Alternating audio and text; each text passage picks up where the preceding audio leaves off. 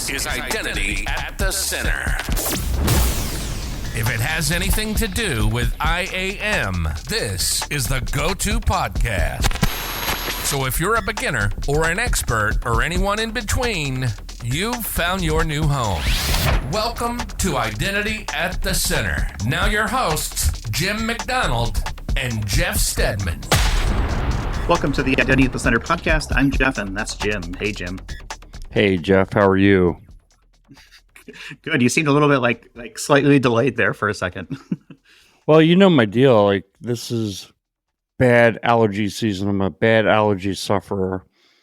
By the time this episode goes live, though, it should be all better here. It'll be April. It'll be the beginning of Stress Awareness Month. And I don't know, do you have any plans for Stress Awareness Month? How are you going to handle stress better starting in April? I'll be honest. I feel like I handle stress extremely well. Like, I just don't feel stressed, generally speaking. I think the most stressful job I ever had was working at Chili's, a 5-table section on a Friday night. That has prepared me for life. Like, there's no job harder than that. I'll tell you right now. So shout out to all my food service peeps. I am totally there. I totally get it. I feel like I got through that. I'm like, okay, so I missed a period on a sentence somewhere. I'm good. Well, you gotta remember that this episode is broadcasting to thousands of people who are like, what's this dude talking about? My life is stress. Everybody's dealing with stress. Everybody handles it differently. Yeah. Maybe I just internalize it. I don't know. Maybe I just, maybe it's just my laissez-faire attitude. I don't know. I mean, I certainly, have, convictions to get things done and want to do a good job and stuff like that. And obviously I don't want to make mistakes on anything, but, I don't know. I feel like stress are things that if I can't control it, then it immediately gets flushed out of my RAM and goes into a hard disk somewhere, a tape archive, and I don't even worry about it. Yeah, I did hear somebody say one time, like, stress is not actually something real. Like, you can't have a bucket full of stress. It doesn't exist in the real world. It's all something that we create in our mind. However, I've got plenty of it in my mind. My plan for the beginning of April is I'm going to take a nice long vacation. Happens to be spring break here. Yeah, I take a little time off. That usually helps me reset the stress counter quite a bit. But more on the identity management topic, I've been thinking a lot about, from a strategy perspective, when you're building your IAM strategy or your CIAM strategy, your customer IAM strategy, it's one of the things that you have to do. We still go through this battle is to define the scope of identity. What's identity data and what is not? Because I think there are some things that are clearly in the realm of identity and identity data. It's things like your username and password are, that's black and white. That's, credential data clearly falls into the scope of identity and access management. But then there's some, metadata and other areas of, things that are about you that belong in your business applications, right? And the reason I'm bringing this up is I feel like when you're developing your IAM strategy, the challenge questions that you're going to get are, so are you taking on this? Are you taking on that? So, one of the things I think from an IAM strategy perspective that's changed over time is that, it's like centralization is just taken for granted. It's like you're moving towards centralizing the management of identity.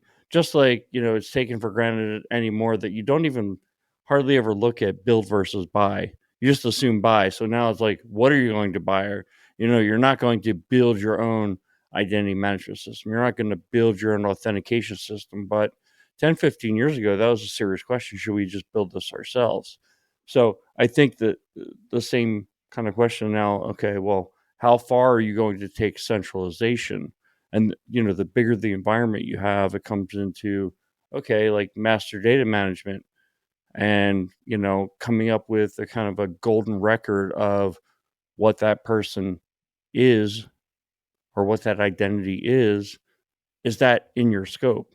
And from my perspective, it's not a black and white, like, here's the best practice. It's this.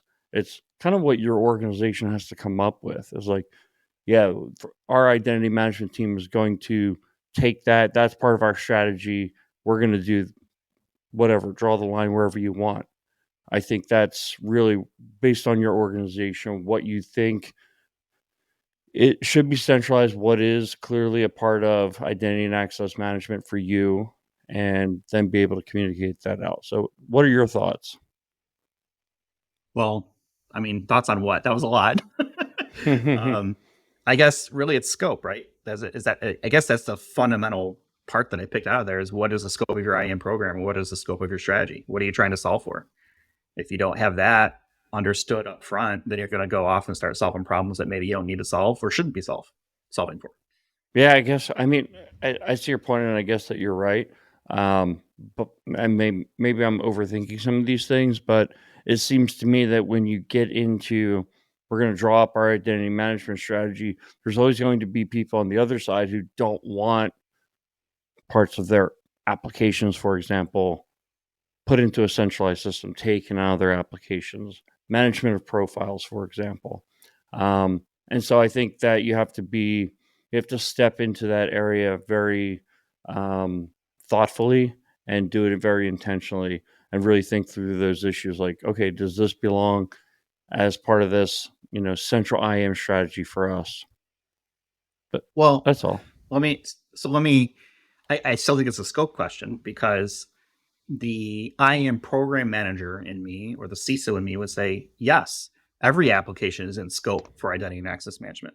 To what level or what the integration pattern looks like can be a discussion, but there shouldn't be a wild card out there, some app that we don't know about. So whether the application is or is integrated, for example, with our IGA platform or our privileged access platform or single sign or MFA, whatever it may be.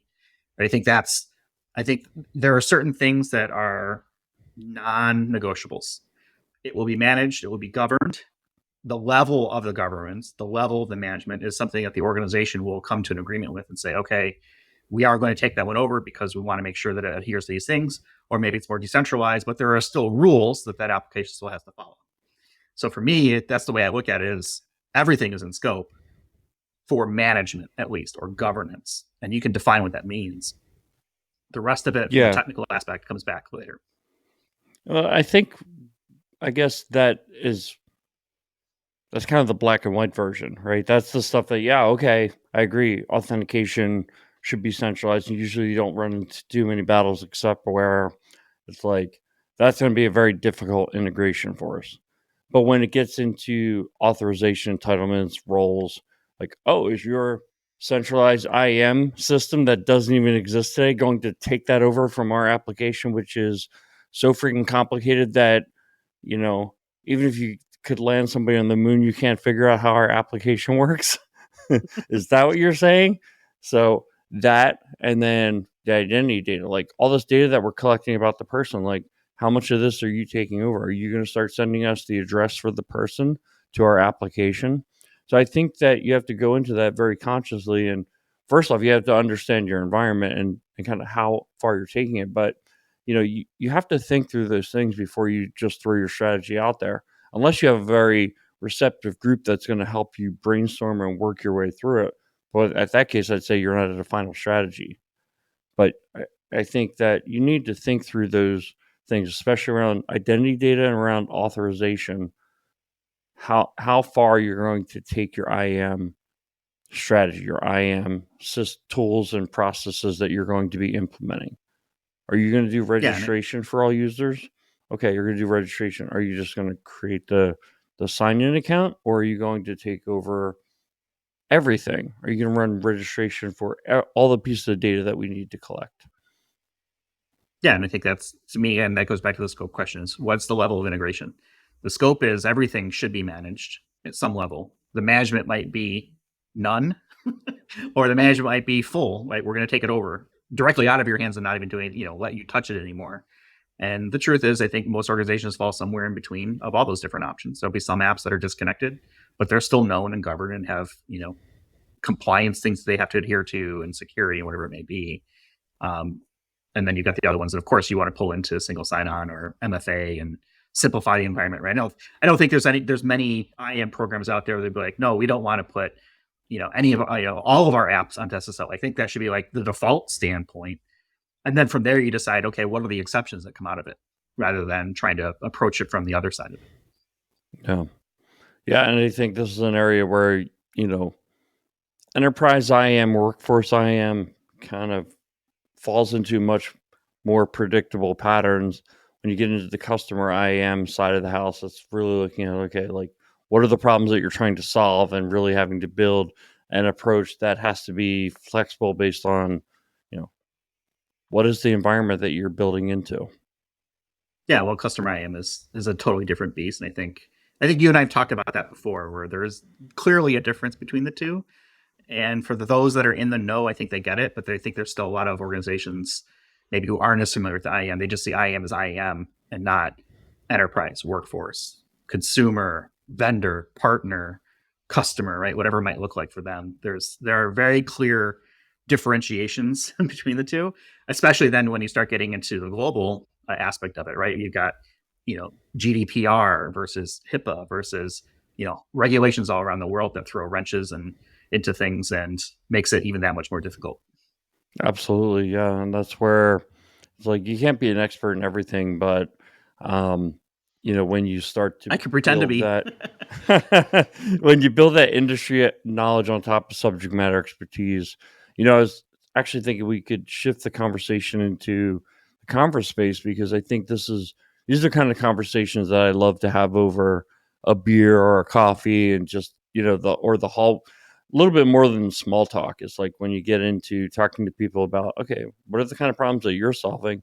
That's what I love doing at conferences. And I'm so glad they're face to face again. Obviously, sitting in sessions, hearing people talk, that's fantastic. But it's those one-on-one conversations, or even small group conversations over a beer, that can't be beat. And I know you and I are planning on attending the Identiverse conference and kind of bringing the full force of the Identity at the Center podcast to Identiverse. Mm-hmm. Broadcasting with dozens of megabits per second, depending on where we happen to be. Yeah, we'll be at Identiverse. I'm not sure yet what that's going to look like. I think we're still sort of in the process of getting that figured out. I think we're going to have some sort of, if it's not already live by the time people hear this, some sort of discount code, maybe even for people to be able to take advantage of. So maybe we'll, let's kick down the fourth wall. Right? We're recording this. It's March 8th. Identiverse is still a few months out at this point, still in the process of getting things set up.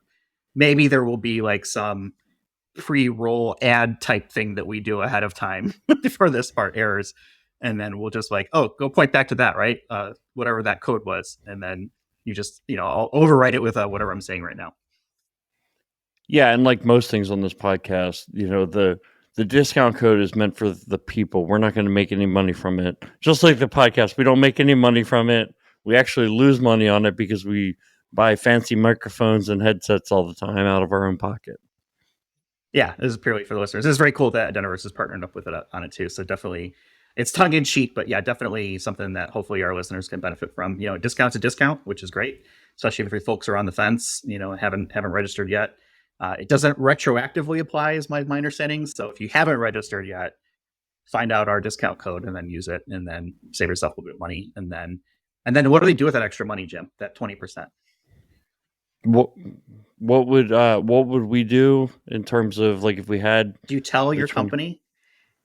Say, it's going to be this, and then you discount it. Yeah, well, look, I battled hard to get these savings for the company. I'm flying the flag of the good corporate citizen. There's a Twitter joke in there about the recent kerfuffle the guy Elon Musk was talking with, saving money, but we'll get into that. All right, I think we're getting off the rails here, but yeah, hopefully we'll see people at Identiverse. It'll be May 30th to June 2nd at the Aria Hotel and Casino in Las Vegas. Find our discount code wherever it is. Maybe I'll put something on the website. I'm sure I'll blast it all over Twitter and Mastodon and LinkedIn and stuff like that once we've got it ready to go. So should we talk about today's topic? Because I feel like this has been kind of a long intro to get to Identity Management Day 2023. What do you think? I was going to say maybe that's another episode. Maybe we just cut it here and start a new episode. Yeah, we could do that. But let's not, because we've got a couple of folks here that have been very gracious to join us We're going to be talking about Identity Management Day 2023. And that is part of what we've been helping out with in the past as well. We've got Identity Defined Security Alliance members here, IDSA. We've got Julie Smith. She's the founding executive director. This is her 6th appearance on the show. We don't have jackets or t-shirts that we hand out for that many guests, but maybe we'll send a sticker or something like that out. Save a sticker. And she's smiling here. So hello, Julie. Jim, Jeff, good to see you guys as always, or I speak to you guys. Well, we got, Sly the cat has yet to make an appearance in any of your appearances. So he's on the lap. Okay, so maybe we'll hear purring at some point, or maybe not. But we're happy to have both of you guys back on the show. We've also want to introduce a new member of the team. His name is Jeff Rich. He's the executive director for IDSA. Welcome to the show, Jeff. Thank you very much, Jeff. It's a pleasure to be here. I really appreciate it and look forward to conversation with both Jim and you. Yeah, well, other than having the most excellent name, what we like to do is find out really about identity origin stories for people. So how do they get into the identity world? Julie has been on. Again, this is her 6th appearance. I will point people back to episode 52, I think it was, or maybe it's 57, actually. That's what it was. That was your first episode, so you can go back and listen to Julie's origin story. But Jeff, it's your first time being on the show. How did you get into identity and access management? Is it something that you chose, or did it choose you? It was really a combination of both vectors there. I've been in security, both physical security, doing a little work for law enforcement, and then focusing mainly on information security, that alone for over 45 years. And identity and identity management has been part of security from the beginning. I think there's many people that are just now beginning to recognize that security has to have identity within it. You can't separate the two. So I've always had identity at a core of what I'm doing with security. And over the past few years, I've recognized more and more when you look at data breaches, ransomware, and everything else that's going on that hits the news, all identity related. So identity did not only, it's found me all along, but now it's calling me. I feel like we've been shouting this from the rooftops. People who have been sort of like identity lifers, I feel like for most of my professional career, Jim's as well, is like, we know how important identity is, but it seems like it's been the last couple of years that message has really started taking hold. And I don't know if I want to credit Zero Trust or not. Julie's pointing herself, just like, it was all the IDSA, baby, Identity Management Day. It definitely has, I think, grown in importance. Speaking of the IDSA, Julie, for folks who aren't familiar with that organization, give us like the 30, and we've talked about in the past, but give us the kind of the overview of what the IDSA is. Yeah, I think you guys just touched on exactly why we exist, and it's all about helping security leaders and organizations be identity smart, and it really is bringing together this identity and the two identity or the identity and security domains, and putting a focus there. So the IDSA, Identity Defined Security Alliance, is a nonprofit. We provide thought leadership expertise and practical guidance on securing digital identities. And we do that through vendor neutral research, education through webinars and big events like Identity Management Day, what we're going to talk about today, and then best practices, perspectives, recommendations on how security leaders can be identity smart. So when I was introducing you, I mentioned that you're the founding executive director. So my understanding is you're going to be retiring, handing the reins over to Jeff. What's that like, right? Being kind of the first in that role and seeing this growth for your organization over the last couple of years. What do you think I guess what's your favorite accomplishment, during that time? Oh, that's a good one. It has been an incredibly rewarding, well, I'll call it really 6 years. So I've been involved in the IDSA going back to my time at Optiv. I kind of think of Optiv as incubating the Identity Defined Security Alliance. It was started by Ping Identity. Optiv got involved. We sort of grew it underneath the Optiv umbrella, but then spun it out as a standalone entity about 4 years ago. So there's a lot of accomplishments to point to, kind of going from this small, somewhat unknown to hopefully a much bigger and more well-known organization. But I think the thing that has put us on the map is Identity Management Day. which is coming up here on the second Tuesday of April. Happens every year. This will be the third annual, and this year it happens to be April 11th.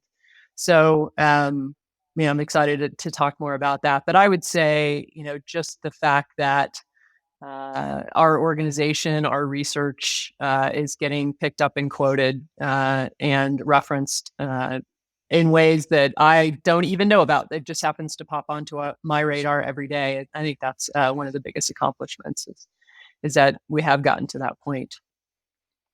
It's always fun when you go viral, right? I guess for good reasons or good things. True. What's next for you?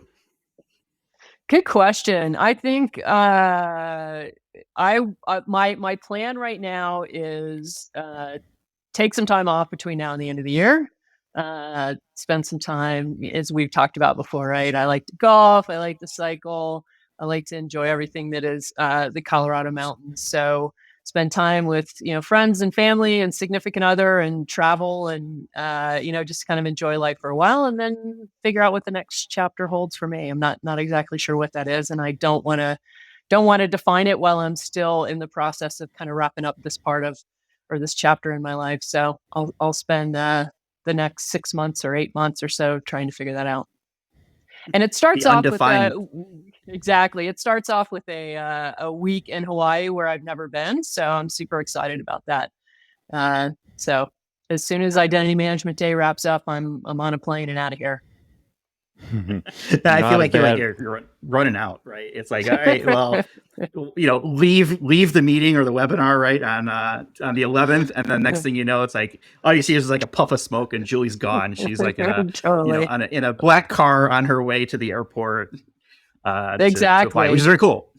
Yeah, I've never been. It's gonna be awesome. And where I was gonna go, Jeff, I didn't mean to cut you off there. Where I was gonna go is I'm able to do that, and I'm able to leave in a puff of smoke because I'm super excited about Jeff Rich taking over the reins and leading us into the future, and I have every confidence that he's going to do great things for the IDSA going forward. So just in the time that he and I have spent together in the transition mode over the last month or so, I'm ready to run and hand it all off to Jeff, and I have every confidence that he's going to do an amazing job.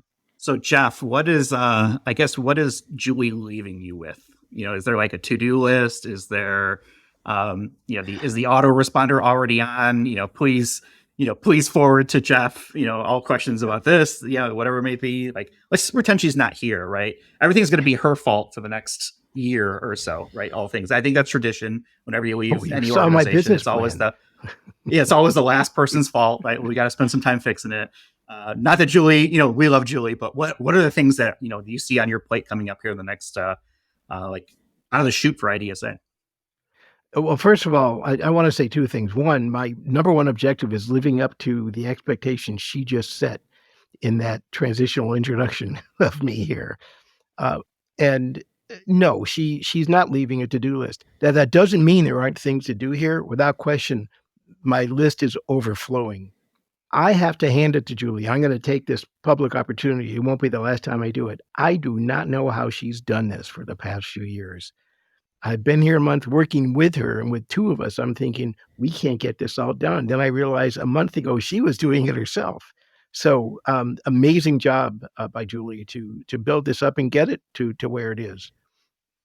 I think we are at a point now where IDSA has grown from a core of identity providers and security providers to benefit the community at large. I think now it's time to start expanding into the community at large and getting more contributions from those not only that create identities and provide them and tools for them, but also the custodians of identities, which are a lot of the large enterprises that may or may not have a good IAM program in place yet, as an example, and can benefit from learning about what the professionals in IDSA have to offer and the thought leadership, and start providing some of their own.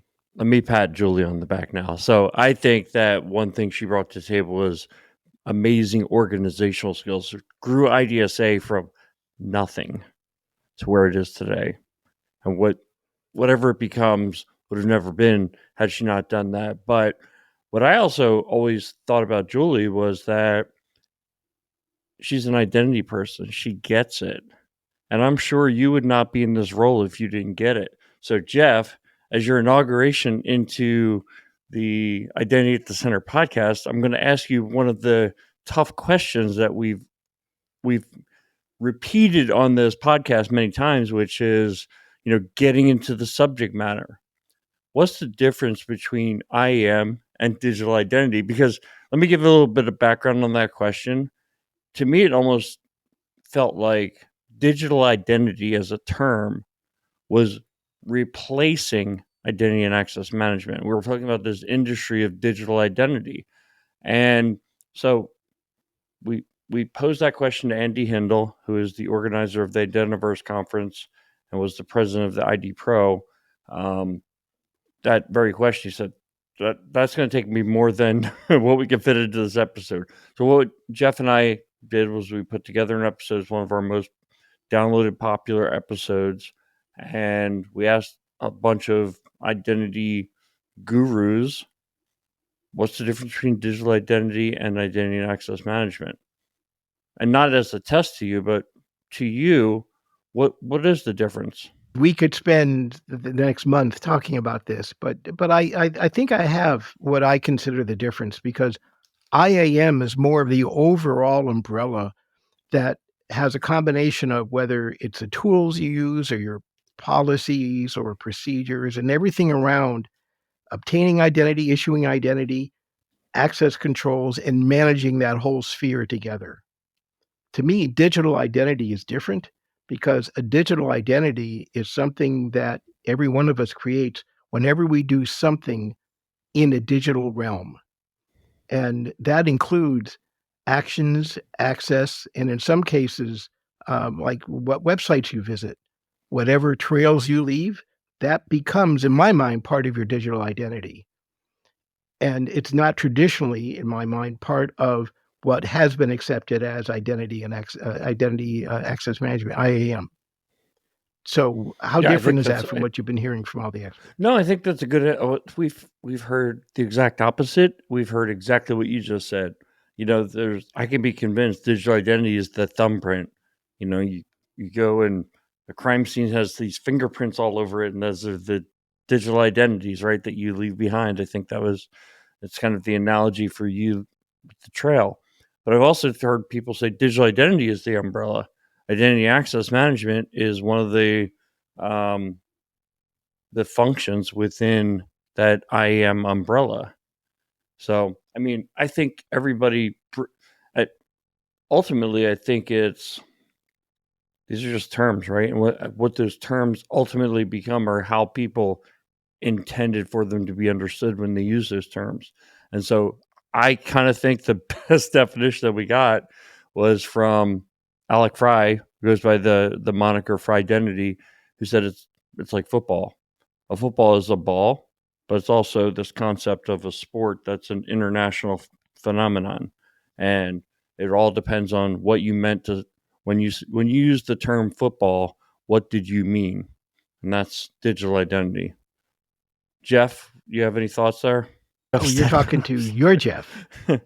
This time I'm too gonna many bounce Jeffs. it to my or not enough. No, One of the there two. never too many Jeffs.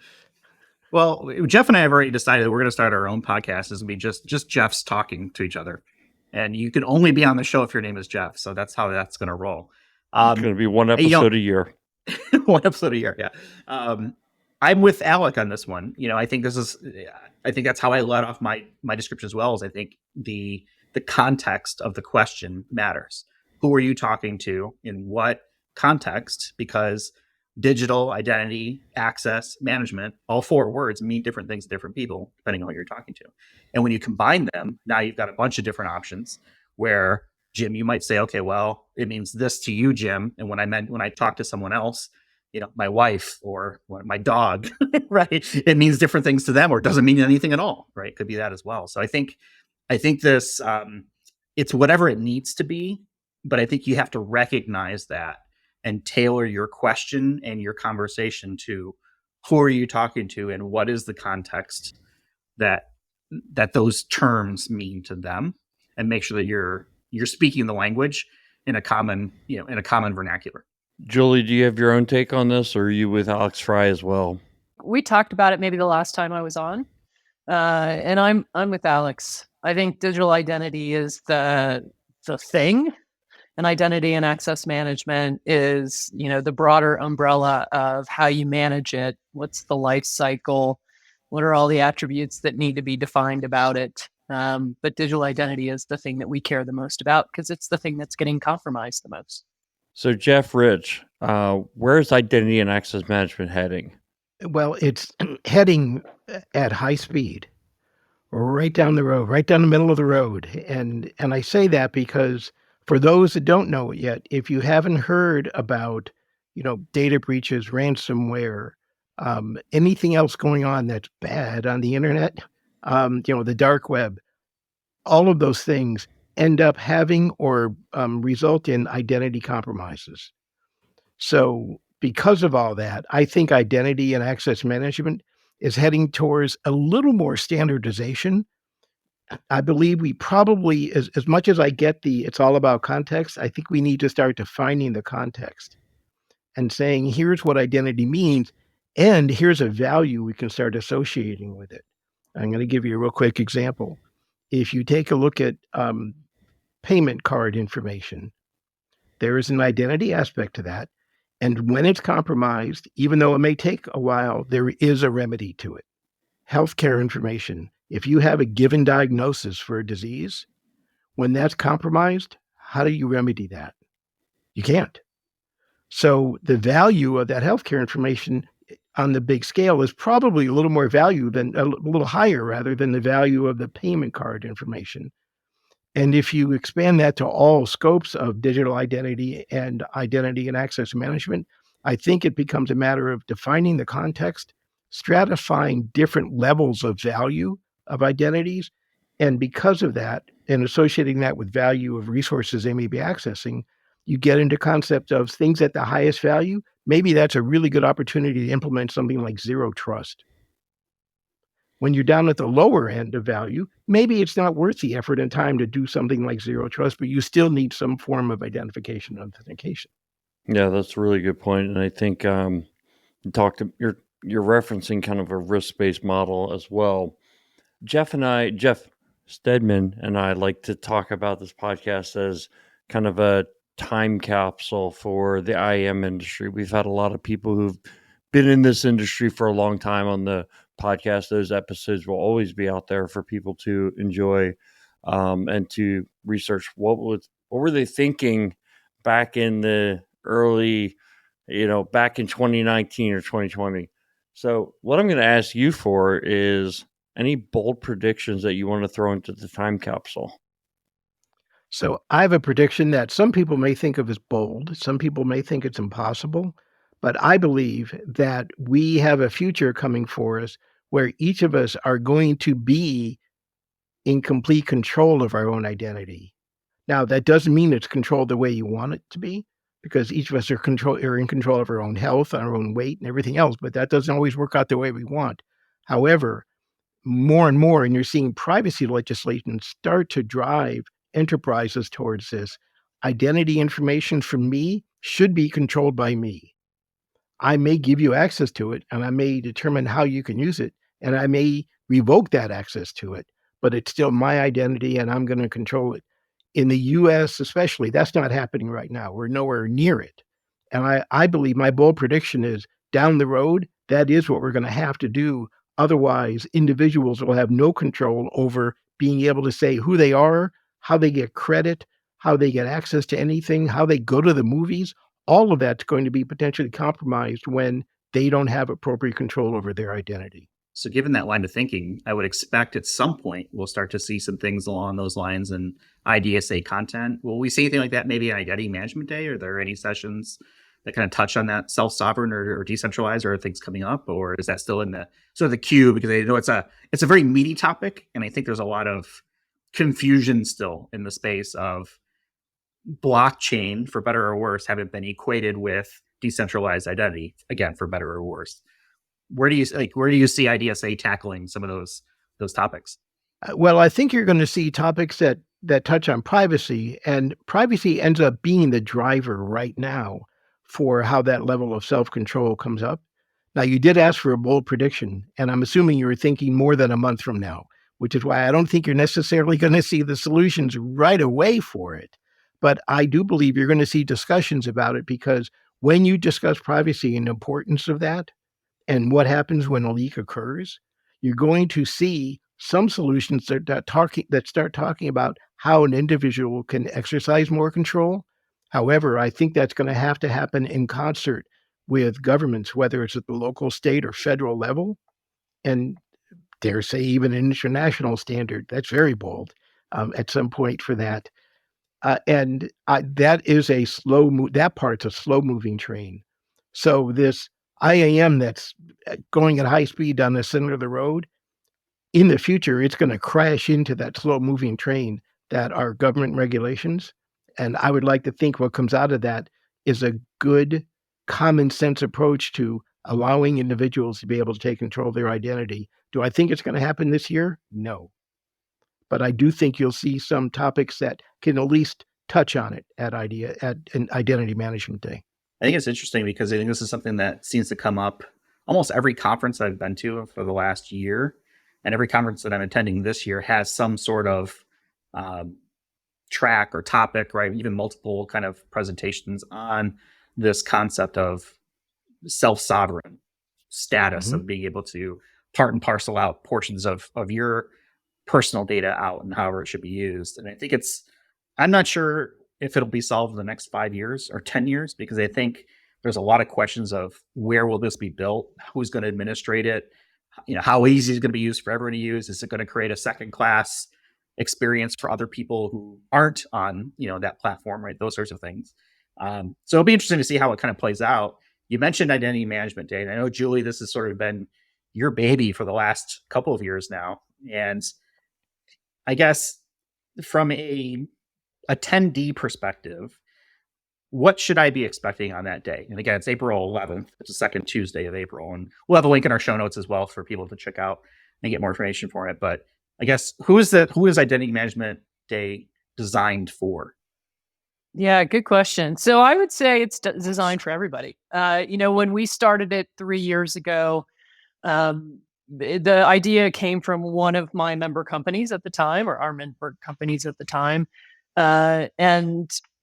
With the idea that, we need to have a day just focused on this topic of securing digital identities, and identity security is everybody's responsibility, right? Whether you're an organization protecting the identities of your customers and consumers, or whether you're an individual who has an employee identity you need to protect. Maybe you're working as a consultant, so you're a partner to an organization, you need to protect that digital identity, or even your own personal digital identity, right? So everybody needs to be involved and do things that help to protect your identities. So as individuals, using strong passwords, not reusing passwords, not doing some of the silly things that I think that we all do that have a tendency to cause problems with our own personal digital identities, but also helping organizations focus on the action items the actions they can take to protect the digital identities that they have underneath their responsibility. So I'd say it's everybody. We partnered with the National Cybersecurity Alliance to focus on the individual side and the small business side, and the IDSA is very much focused on the enterprise and the organization, bigger organization side of things. So it's for everybody. And what, you mentioned or asked the question about what to expect. I would say there's really two main aspects to Identity Management Day, April 11th. And one is the participation online. So the sharing of best practices amongst organizations. We have hashtags IDMGMT Day 2023 is one, Be Identity Smart is another. And we're encouraging organizations and individuals to share best practices online through Twitter, through LinkedIn, sending out emails, writing blogs, those kind of things. And just sort of that online presence is one main aspect of Identity Management Day. And then the second big element of Identity Management Day is a virtual conference, which this is the second year, and it's bigger than it was last year. So that's always good. It happens from 9 a.m. till 4:30 Eastern time. So I know that for the folks on the East Coast, or 9 a.m. to 4:30, I guess on the West Coast, it's a little bit early, but hopefully we'll have all the sessions recorded so they can go back and watch the sessions they might have missed. But registration is free. We'll have some raffle prizes. We've got 6 sessions that are presented by industry organizations: the National Cybersecurity Alliance, ID Pro, OpenID Foundation, FIDO, and CISA. We have 5 sponsored sessions presented by sponsor organizations. We'll have opportunities to engage with the exhibitors, but also engage with each other through one-on-one networking, kind of similar to speed dating, and then have a lounge for people to hang out during breaks where they can engage with other participants in the conference. So, one way to get involved right out of the gate is to become a champion. You can go to our website, identitymanagementday.org, and sign up as a champion. I know Jeff and Jem, you guys are listed there. And then we'll list you on the website. You get an exclusive champion toolkit with all kinds of resources that you can use to engage with and educate customers, employees, and communities. And so the champion program is not just for individuals, but also for organization as well, who are focused on this topic of securing digital identities. So hopefully that kind of gives you a range of things and ways to get involved and what to expect. It's almost like you've done this before and you've been asked that question before. Very well presented. April 11th, it's an all-day affair. I love the fact that it's on demand afterwards, because I think, like most people, right, when you have a virtual conference, sometimes you do end up multitasking, you get pulled away into different things, and being able to go back and look at stuff that you weren't able to get to during the day makes it super flexible. So I'm super excited for it. I typically engage in some of the conversations that are out there. So don't be surprised if you see me poking my head in and out of different things and throwing comments out there. The Identity Management Champions list is impressive. I'm looking at it right now, and it's a who's who of heavy hitters in the identity space. And these are all just individuals that are behind this. This isn't really a pay for play type thing from their perspective, right? I didn't pay anything to get listed. It's like, hey, I support this. Obviously, Jim and I have been supporting this for a few years now, right, since inception and stuff like that.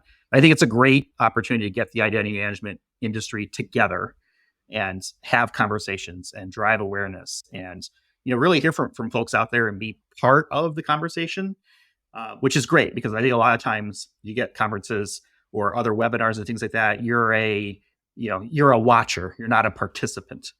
And I think that's one of the things that I think it really kind of sets apart from other ones that are out there. Okay, so I know you guys have been super generous with your time, and I want to make sure that we let you get on with your days and evenings. I'm sure, Julie, you're probably thinking about what am I going to pack for Hawaii? Jeff, you're probably looking at your laundry list of things like, all right, I want to get this done. But what I want to leave us with is a lighter note, and we were kind of talking before the show here, and I think the one that we settled on was, and this is a question that we're going to ask for everyone's answer on, is what's an underrated TV show or movie that more people should be checking out? So, for example, if I hear Game of Thrones, I'm going to veto that and say everybody already knows about Game of Thrones. Whether you liked it or not is irrelevant. People have heard about it. So what I'm looking for are, one, things that I can add to one of my streaming queues, because I'm always on the hunt for something new. But maybe some folks there, they're like, hey, I really enjoyed this, and I wish more people knew about it so that I could have more conversations about it with other people. Jim, I'm going to start with you, and then we'll go to Jeff and to Julie. You're going to start with me, and I'm going to give the alternate answer, because I really nothing came to mind. I'm a podcast guy or ebooks. And so what I'm going to do is throw a podcast out there. I hope that doesn't offend anybody, but the podcast I've been listening to lately is called Hidden Brain. I think it was an NPR show. I think is how I picked up on it. Anyway, this guy Shankar, it's like the psychology of the human mind and how the human mind works. And for example, there's a whole series on happiness research that they've done. They called it Happiness 2.0, which is what are the things that we do in our lives or that happen in our lives that make us more joyful? going through life. And there's two reasons why I listen to it. One is like, I think this is true for anybody. Like, if you listen to this podcast, you will enjoy it. You've got my personal guarantee Not as much, on but that. you'll enjoy it.